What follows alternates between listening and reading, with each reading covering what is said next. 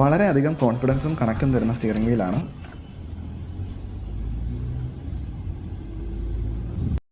നമുക്ക് ഹുണ്ടായുടെ ഒരു decent allrounder എന്ന് ഈ വണ്ടി വിളിക്കാം.